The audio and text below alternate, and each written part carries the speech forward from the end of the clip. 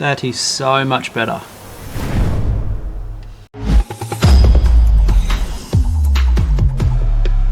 I'm not sure whose smart idea it was to put these handles in the middle, because the leverage on them just sucks. I mean, I can see their theory behind putting it in the middle, so when you switch the door, you don't have to touch the handle, but surely they could have come up with something better. So we're gonna have to come up with something better. Been on the computer and I've designed and 3D printed this handle here, which will clip up in this corner. I wanted it to be a little bit thicker, not thin and flimsy. So I'm also going to plasma cut a plate spacer to go under here to make this gap just a little bit bigger, so that we could make this a little bit more beefy. And then I've also done a little infill plate for when we take that handle out there. And I thought while I was going, I may as well do the fan upgrade.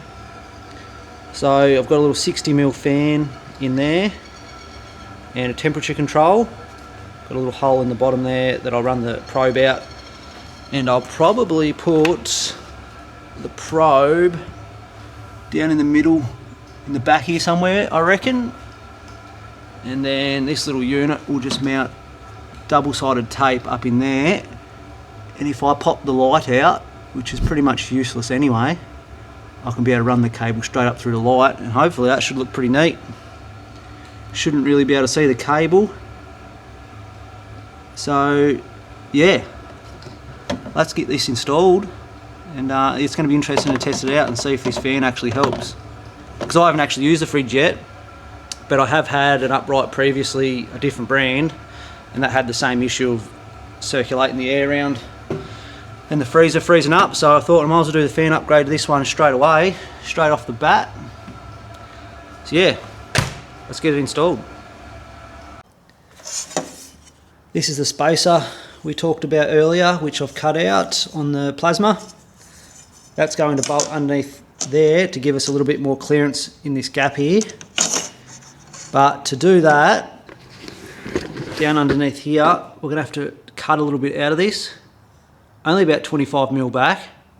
So we'll unbolt this and cut that out, and we'll get the spacer installed.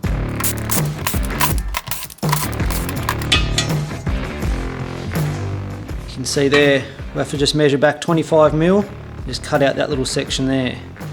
Then we'll just use a paint pen on the edges that we've cut to prevent any rust.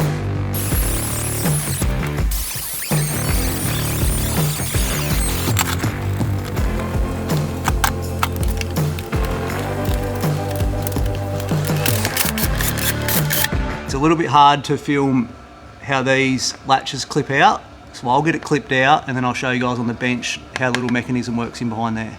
So this is the back of the handle, so it should have one of these springs in each side. I've left one out just so you can get an idea of how it works. So I just spring loads that pin out each side, so that spring's still in there. So all you have to do is get up underneath there with your screwdriver and push these pins in up against the spring, and the handle will just pop out.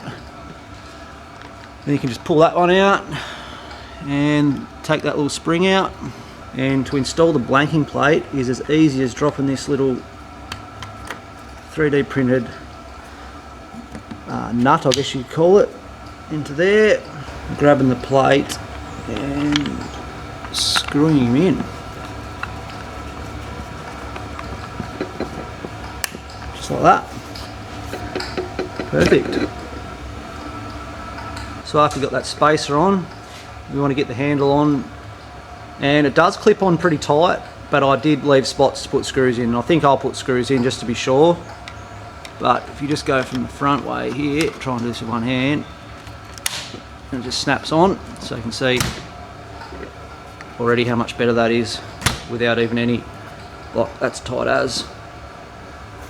But I think I'm going to put some screws in anyway just to be sure, but that works so much better, so much easier to open. I want to get this cover plate here removed because we'll need to get to the electrical terminals to wire it up. So we'll get this cover off and then we'll pop that little light out. I did have all intentions of reusing this wire from the light, wiring it in how I wanted it, but looking at it now, I think I'm going to leave this and I'm just going to drill a little 6mm hole back in through the back of the light and get my cable in through there, so that if I ever want to take this fan out, I'll be able to pop the light back in and you'll never even know that this had even happened. The wiring for this temperature control is actually pretty simple. Just got positive, negative, and then our normally open contacts. So we'll chuck a positive in here, a negative in here, and then you can either loop the negative or the positive into your common for your normally open switch. So we'll probably do positive, so we'll loop a positive into S1, then the positive of our fan will be in S2, and then our negative for our fan we'll have in the ground terminal, the second terminal here. So yeah, pretty simple. We'll get this wired up and see if it works. So you can see there, positive with a loop into S1 for a common. Then we've got our negatives. We've got our negative coming in and our negative for our fan. And then in S2 we've got our positive for our fan. So when this relay closes, our fan will start.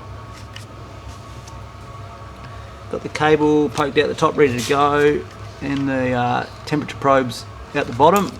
So I'm going to go find some double-sided tape. I've never been a real big fan of double-sided tape, but in this instance I'm going to use it, give it a go, because I don't really want to drill a heap of holes straight in the back of this. So I'm going to give the double-sided tape method a go and see how it goes. 30 pounds it reckons this stuff holds, which is, I don't know, like 14 kilo, 13, 14 kilo. Yeah, I think we'll be the judge of that one. I'm giving both surfaces a clean with wax and grease remover as well. At least try and give it the best shot we can.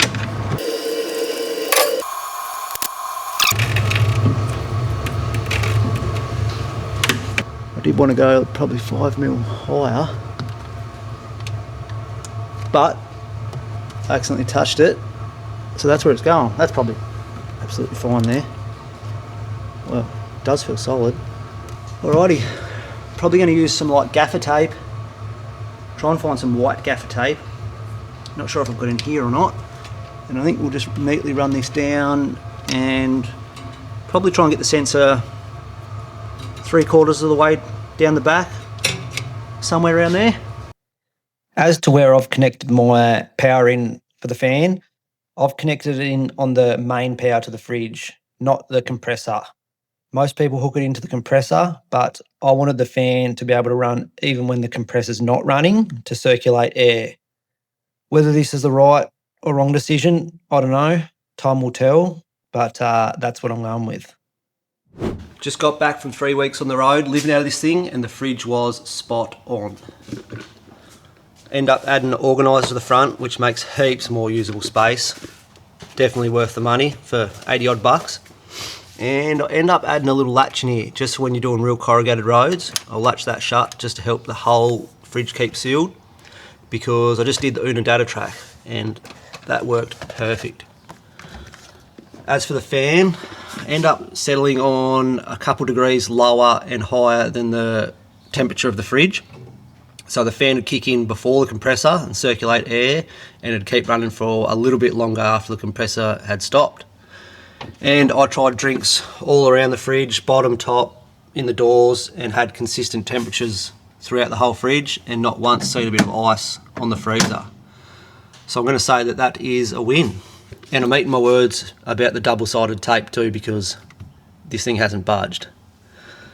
So yeah, definitely recommend the double-sided tape. But all in all, very, very happy with it. It's working great.